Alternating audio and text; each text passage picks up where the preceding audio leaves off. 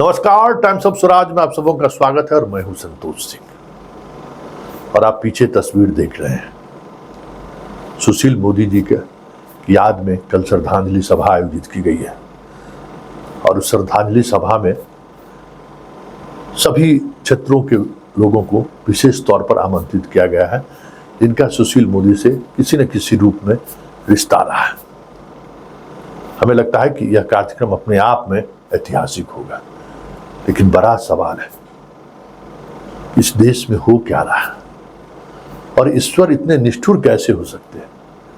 जिसने भी सवाल खड़ा किया वो इस दुनिया से चले गए, चाहे गोपीनाथ मुंडे हो, एक अलग मिजाज के वो पॉलिटिशियन थे। कैसे उनकी मौत हुई आज भी रहस्य बना हुआ है। अचानक दुर्घटना होती है, मौत हो जाता है।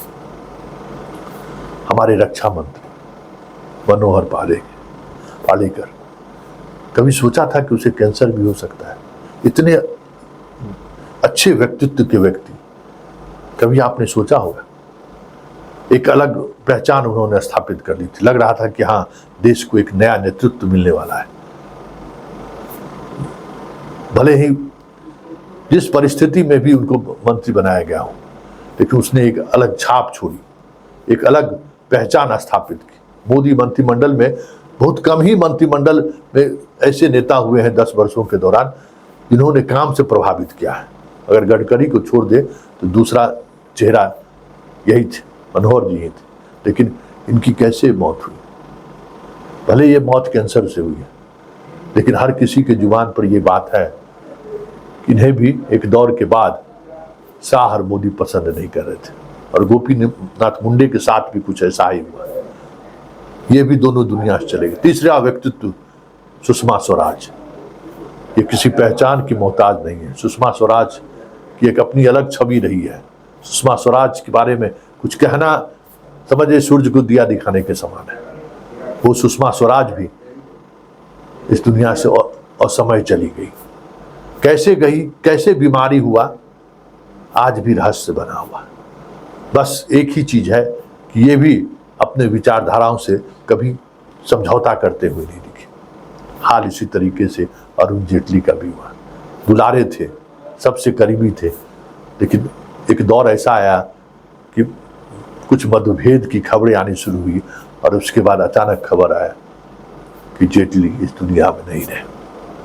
कुछ इसी तरीके की बात सुशील मोदी के साथ भी रहा। सुशील मोदी को अचानक बिहार की राजनीति से बाहर कर दिया गया। उप मुख्यमंत्री के शपथ ग्रहण समारोह या घोषणा होने से पहले अचानक राजनाथ सिंह पटना पहुंचते हैं और इनको मनाकर बाहर ले जाते हैं कि नहीं, आप इस बार आप बाहर हो जाएं। फिर इनके प्रताड़ना का, राजनीतिक प्रताड़ना का जो सिलसिला शुरू हुआ, वो सिलसिला उनके मौत की सूचना के साथ खत्म। इन तमाम मौत के पीछे वजह जो भी रही हो, जो भी बीमारी रही हो, या अस्वाभाविक हो या स्वाभाविक हो, लेकिन एक वजह कॉमन है कि ये तमाम ऐसे चेहरे हैं जो मोदी और शाह को अक्सर चुनौती देते रहते थे। ये कॉमन फैक्टर है इन तमाम चेहरों के सामने, और हमेशा शाह को इन चेहरों से खतरा महसूस होता था। मोदी को भी इन चेहरों से परहेज रहा करता था। ये कॉमन फैक्टर है। क्या ये संयोग है या ईश्वर भी इस तरीके से सोचते हैं कि आप अगर आवाज उठाते हैं, आप अगर सत्य के साथ खड़े होते हैं, या फिर राजनीतिक वैचारिकता की शून्यता से अपने आप को अलग करना चाहते हैं, अपनी बातों को पब्लिक डोमेन में खुलकर रखते हैं, तो आपको ईश्वर इस दुनिया से लेकर चले जाएंगे। क्या ईश्वर इतना निष्ठुर है क्या? मुझे तो नहीं लगता है।